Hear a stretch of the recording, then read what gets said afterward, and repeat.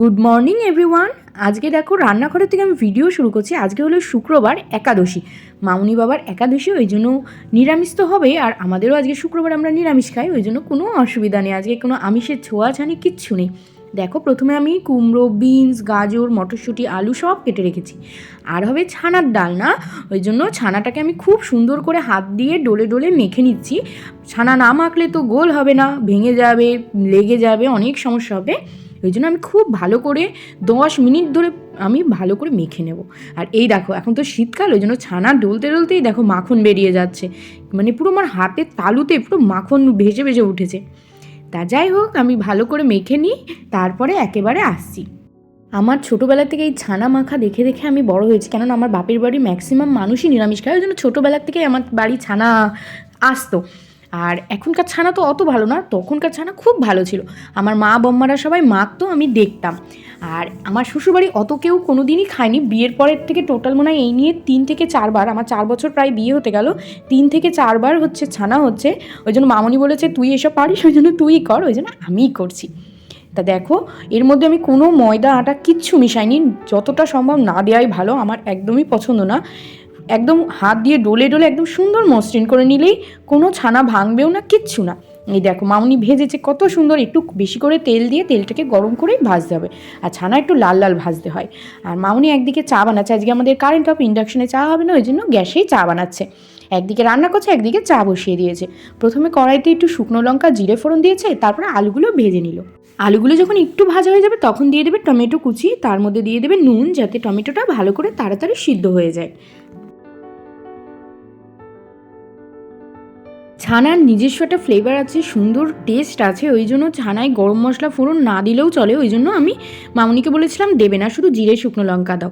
আর এদিকে জিরে আদা বাটা, আর একটু রঙের জন্য সামান্য কাশ্মীরি লঙ্কার গুঁড়ো, আর মিষ্টির জন্য সামান্য একটু চিনি দিয়েছিল আজকে, দিয়ে ভালো করে কষিয়ে নেবে, তার মাঝখানে হলুদ গুঁড়ো দিয়ে দেবে। কষানো হয়ে গেলে পরিমাণ মতন গরম জল দিয়ে আলুটা যতক্ষণ সিদ্ধ না হয় ঢেকে ঢেকে ততক্ষণ তরকারিটা রান্না করে নেবে। একদম নামানোর 1 থেকে 2 মিনিট আগে ছানাগুলো দিয়ে দেবে, দিয়ে সামান্য একটু গরম মশলার গুঁড়ো দিয়ে নামিয়ে দেবে।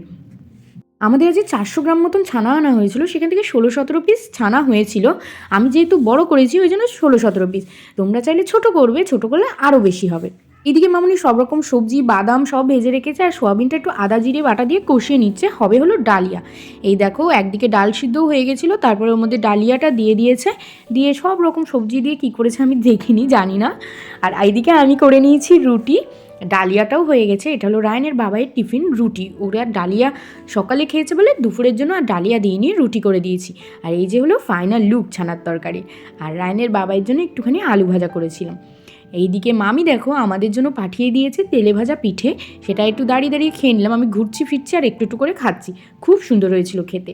আর তারপরে রায়নকে খাওয়ানো দাওয়ানো কমপ্লিট দুপুরবেলা, এবার আমার জন্য ডালিয়া নিতে এসেছি। সবারই মোটামুটি খাওয়া হয়ে গেছে, আমি বাদে।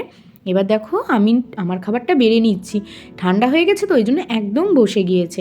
আর মামুনি আজকে করেছিল টমেটো চাটনি, ডালিয়া, আর হচ্ছে ছানার ডালনা। এই দিয়ে দুপুরের খাবারটা আমি কমপ্লিট করে নিই।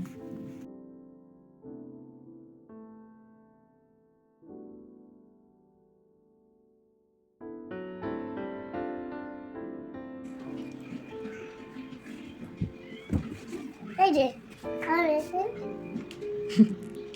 খেলছে নিয়ে, আচ্ছা বসো বসো। এই দেখো কী নিয়ে খেলছি, এটা বহু বছর আগের, মানে আমার বিয়ের আগে, মানে ওটা অনেক আগের। যাই হোক ওই নিয়ে খেলছে। তারপর রায়নের বাবা এসে আজকেও একটু মুড়ি মাখলো, এখন ম্যাক্সিমাম দিন আমাদের বাড়ি মুড়ি ভাজা খাওয়া হয়। তারপরে মামুনি একটু চা করলো, এই খেয়ে নিলাম।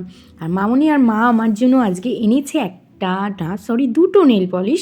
আমি বলেছিলাম পিকনিকে যাব, আমার নেল পলিশ নেই ভালো, ওই জন্য দুজনে দুখানা নেল পলিশ আমার জন্য কিনে এনেছে। আর সামনে যেহেতু আমার জন্মদিন, মা তো দুটো 1 পিস দিয়েইছে, মানে মা মানে বাবা। আর এই যে মামুনি আমার জন্য একটা সোয়েটার কিনে এনেছে, কালারটা কিন্তু খুব সুন্দর, এই কালারের আমার সোয়েটার নেই ওই জন্য এনেছে। আর রাতে দেখো আমি একদম 1 মুঠ, মানে আজকে একদমই 1 মুঠ ভাত নিয়ে এসেছি, বাটার আর আলু সিদ্ধ দিয়ে। এই দিয়ে রাতের খাবারটা আমি শেষ করলাম। আর ভিডিওটাও এই অবধি রাখি। গুড নাইট সবাইকে।